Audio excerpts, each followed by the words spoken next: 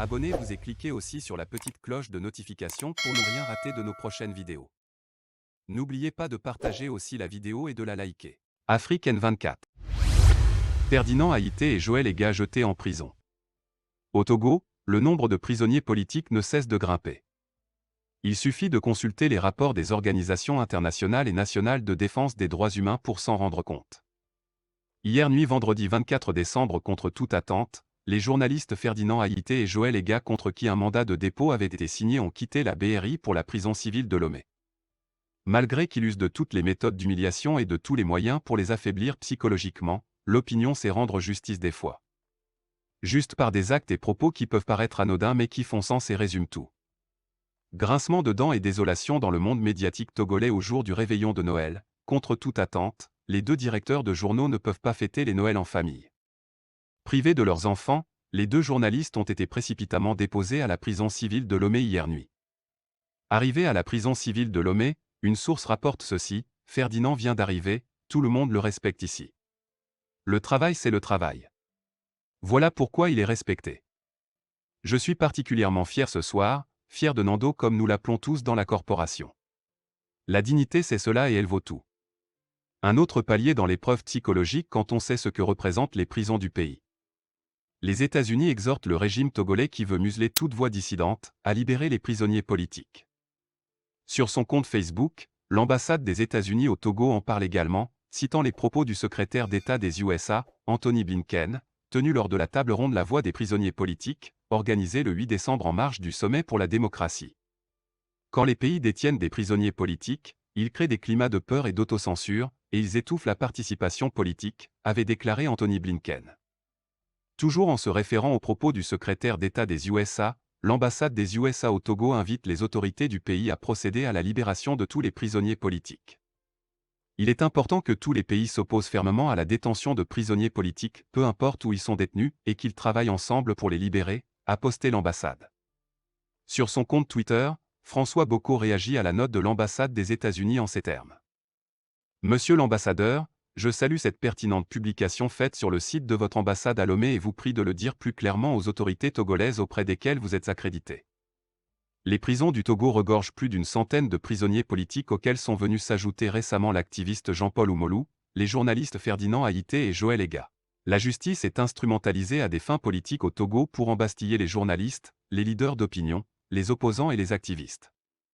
Dites-le clairement à Faure Gnassingbé, car son régime ne comprend pas le langage diplomatique.